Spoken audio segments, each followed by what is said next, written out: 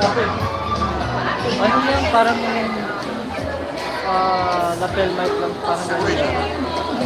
Ano siya pang interview sa lapel? Oo.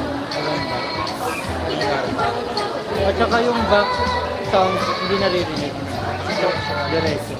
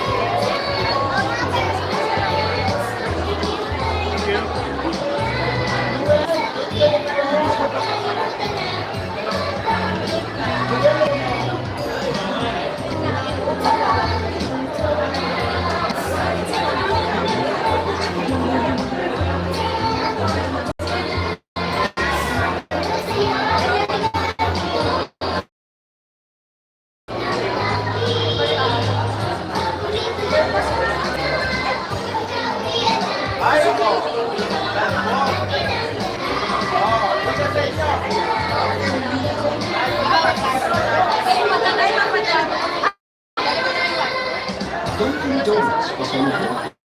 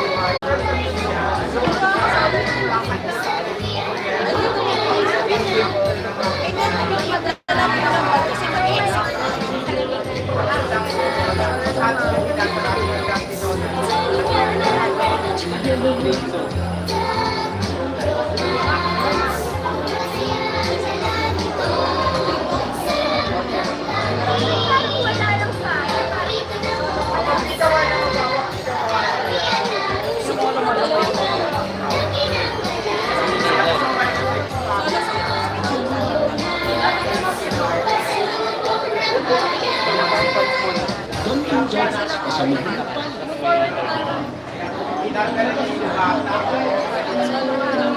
F1. Actually, ako sa Facebook.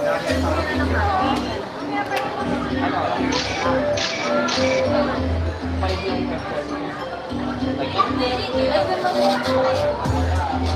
Di ko pa maamin, medyo alalahanin. Ako'y naging magkasain, natutulog ko, panalangin. Sana ipalarin, na ikaw ay magkasakin. Kung sakaling tanungin, kamera niya ang aking marunong magkasakin. Walang biro to, sa aking seryoso. Ako sa tulad mo, ang sarap mo na kasi sulat ko.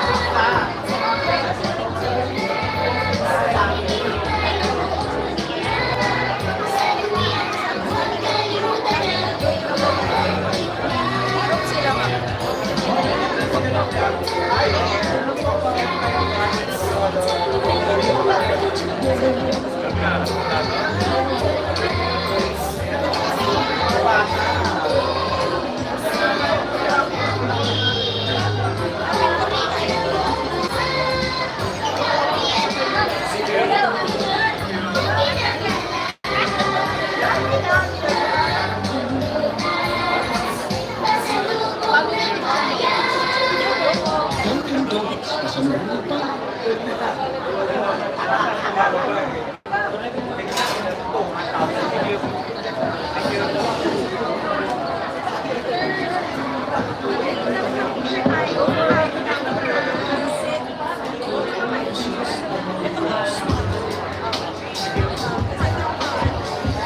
kita mo na ba?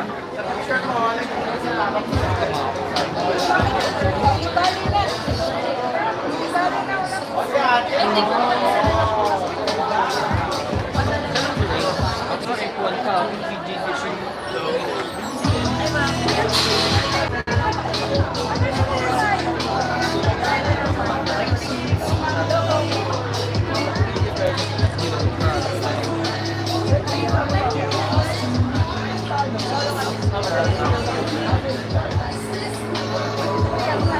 Ate, isa tanong.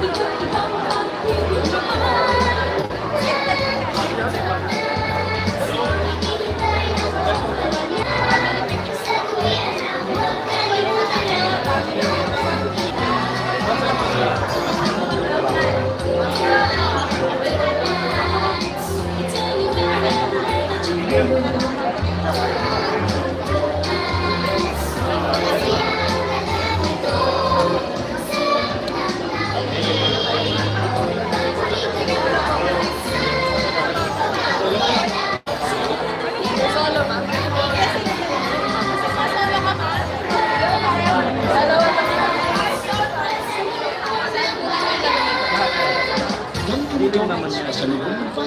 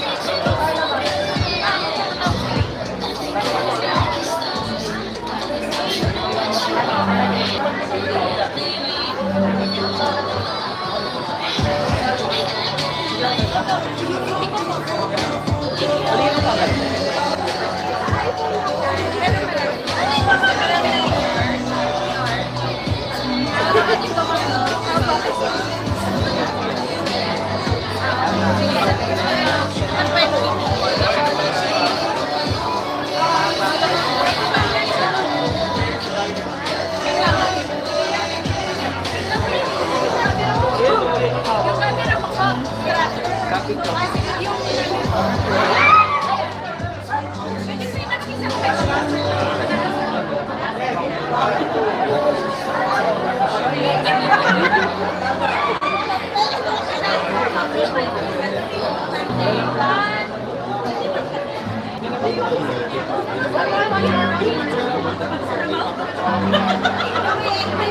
na niya. Ako nga.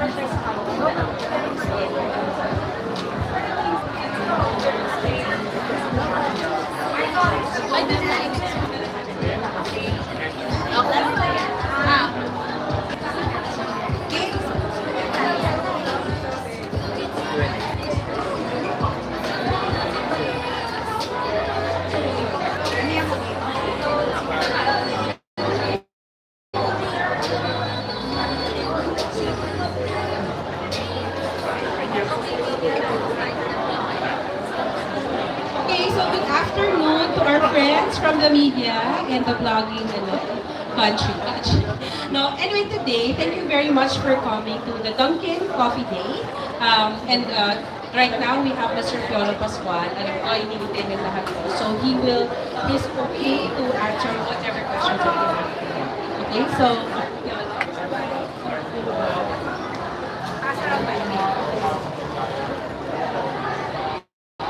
Hello, Piolo. Good afternoon. Where am I? Alright. Anderson Gonzalez from Malayan Business. My question is, how is it like to be celebrating the coffee day with your coffee colleagues? It's nice because you don't get to do this every day, especially when you do live shows. We're always far from you. I've done a lot of meet and greets before for album, but this is different. It's like going back to your core. It's nice because you get to see them up close and get to talk to them more intimately. So I prefer once in a while, at least you get to see them, you get to know more about them, and just really say hi and greet them personally. It means a lot to me.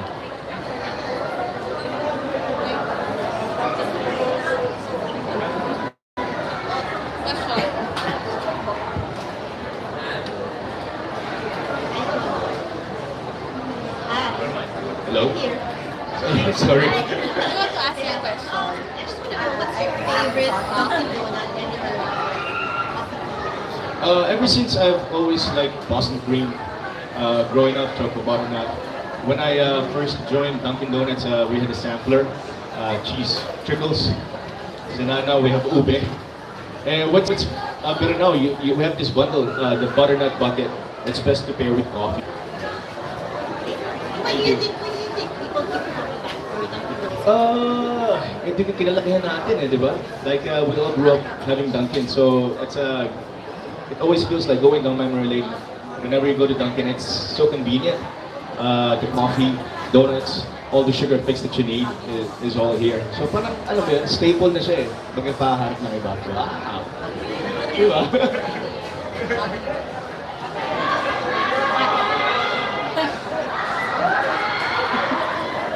Hello? Talaga? Since we're celebrating Dunkin' Coffee Day, how do you like your coffee? Hot or cold? I always like my coffee cold because we are in a tropical country. But when I'm indoors, it's at the taping in the studio, I would like it, especially in the morning, warm. Warm. Yeah, hot. And then, follow-up questions. Do you like it black or with creamy? It depends. I honestly don't have any preference. Sometimes, like what I said, either hot or cold. Sometimes may creamer, sometimes wala. Sometimes I can do all black. Sometimes it really depends. I'm not really choosy. Yeah. Hi, Papa P. Hello. Ilang taon kang nahilig kumain ng dumpling? Hello, ilang taon na ako. Ilang taon nung nahilig ka kumain ng dumpling? I've always had a sweet tooth. Bata pa lang ako. So, as far as I can remember, bata pa lang ako. Nung bata ka, anong favorite flavor? Boston cream. Ngayon, ano Cheese trickles. Ube. Yeah. Piolo, isang question pa. Kumusta na yung mga projects na ginagawa mo? Well, I finished a movie with Love Diaz. The Love Diaz already was shown for Cinemalaya, but I finished another movie with Brillante Mendoza, celebrating the 100 years of cinema. And also, we're participating sa Pista ng Pilipino with I Millennial, Maurice, and my son, Inigo.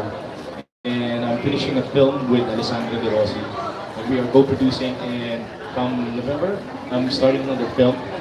And I'm finishing up an album. Hopefully, we get to launch before Christmas season. Ang daming binanggit mong project. Paano ang love life? Ayaw na ng Dunkin' Donuts yun. Mas sweet naman siya. Wow! Thank you, Papa P. Thank you. Hi, Piolo. Hello. Hi.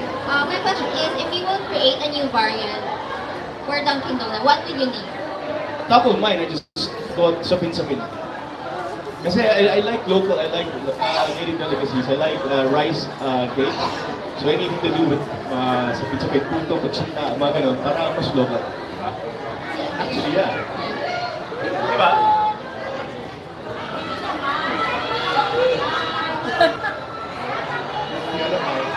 Have you noted the market that is obsessed with Dunkin' Donut coffee? I'm sorry? Have you noted the market that is obsessed with Dunkin' Donuts coffee? My what? Noted market that is obsessed with drinking or consuming coffee. I think, I don't know, everyone. I think so, yeah.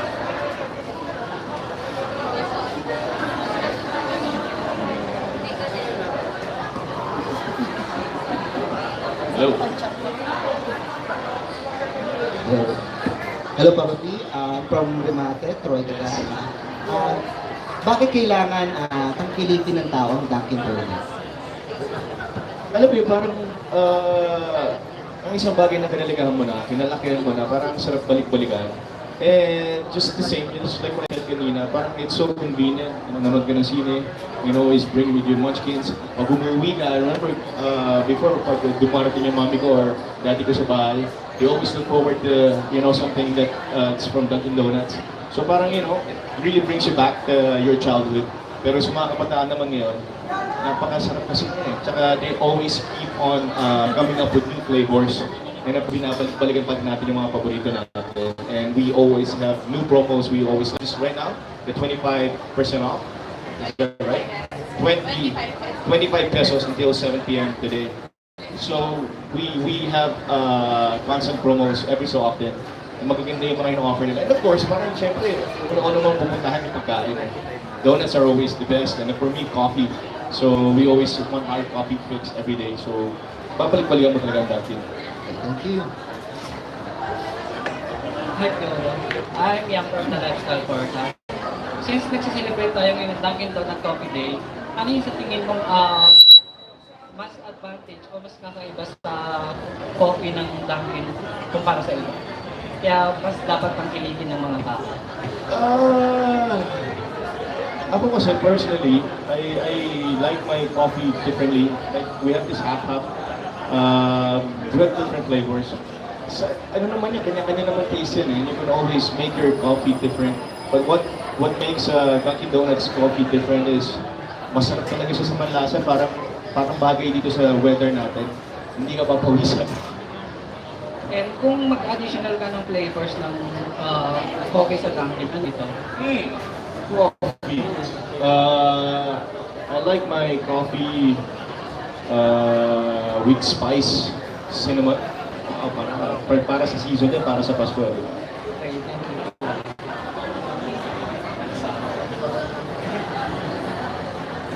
I'm Jay, from Manila Bulletin and Rider PH Studio. Question, we heard that you're visiting personally the different branches of Dunkin'. Can you share your experiences and yung fulfillment na nakuha mo from it? Yeah, the first question was the same. I feel it's important for us to also touch base with our friends and fans, especially those who are loyalists of Dunkin' Donuts, for them to have that relationship with that interconnectedness, and hindi lang sila pumunta dito just to get coffee, just to get donuts, but to also share some moments with you. And it's not just me doing Dunkin' Donuts Coffee Day. We also have Derek, we also have Ding Dong, and we always make it a point to not just visit, but to also spend time with them. We were just in Naga last week for Dunkin' Donuts then. And there were a lot of people there. If not for Dunkin' Donuts, if not for siguro brands like this, you won't be able to have the chance to, interact with people, to thank them personally, and to meet them or to see them personally. So it's a nice feeling to be able to connect and also, take photos. When I was in Naga last week, I came home really smiling because pagbaba ko pa lang ng mall, when I was on the stage until I went home, it's a nice feeling to see a lot of smiles all around you. And that's what I felt, na parang sa pakiramdam na nakakapagpasaya ka, and at the same time, nakakataba rin ng puso na makita yung mga tao masaya. That was nice. Another question, if there is one donut na would represent you as actor, personality na isang Piolo Pascual, ano yung Dunkin' Donut na nare-recommend? Naisip ko, Boston Cream, because matamis sa labas, mas masarap sa loob. Wow!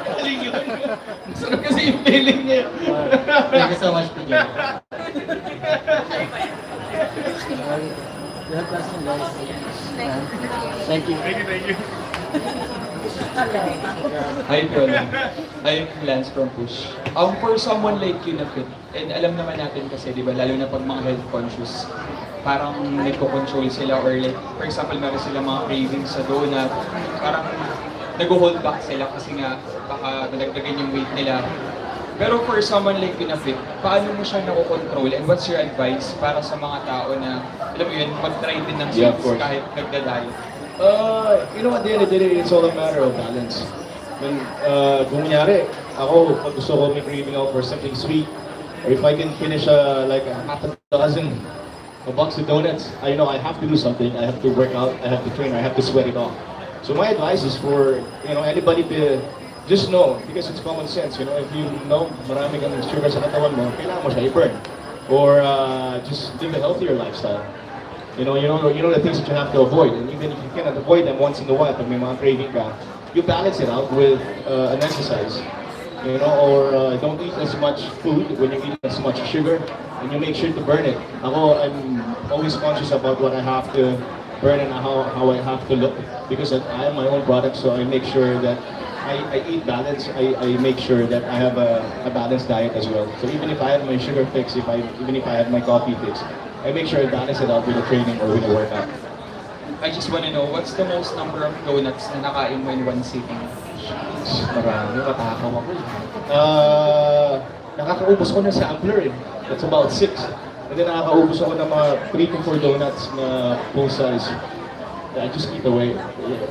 Masarap is kumain. Thank you so much. Hi Piolo, you've been with Dunkin for several years now. Ano yung best part ng pagiging part ng Dunkin ba?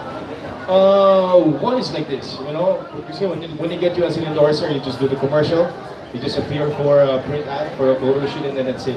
What's nice about Dunkin' Donuts is it has CSR, it has that relationship with their clients, and kumbaga, hindi sila tumitigil sa kung ano man meron sila. They always want to be able to offer something new. And now we have Dunkin with us, joining us, and when I joined Dunkin' Donuts, there must be countless times that they've come up with different campaigns that makes the brand more exciting. So for me, being with Dunkin, it makes me parang nakakatuwa lang yung feeling na you just go beyond being an endorser because you don't just represent the brand, but you make people happy with being in their presence. So nakakatuwa lang because you get to do stuff like this. Hindi ka lang limited sa pagiging endorser. Hi, seeing how Dunkin' Donut works and operates, and how they take on the style, are you inspired to make up your own business that operates the same way? I already have my hands full for now. I would want to focus on what is at hand. So being with Dunkin' with all my other endorsements, I wouldn't want to overwhelm myself too much. Even when there comes a chance that I get to do something like this, it'll come up at the perfect time. But I enjoy what I do with Dunkin' Donuts right now. You said that you mentioned that Dunkin' Donuts is something na masarap balik-balik. What other things mga sarap balik-balikan?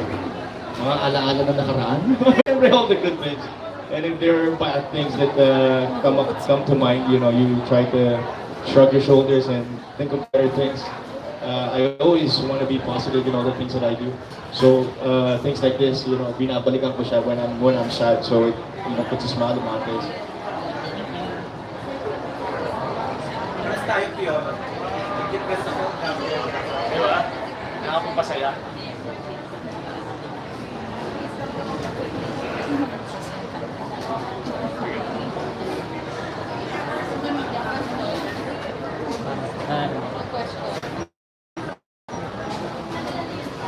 Na? Ano ba tatanungin mo dyan kay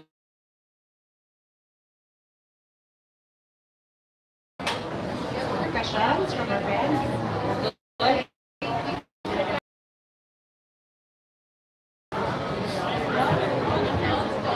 PJ? Ito lang, 1, 2.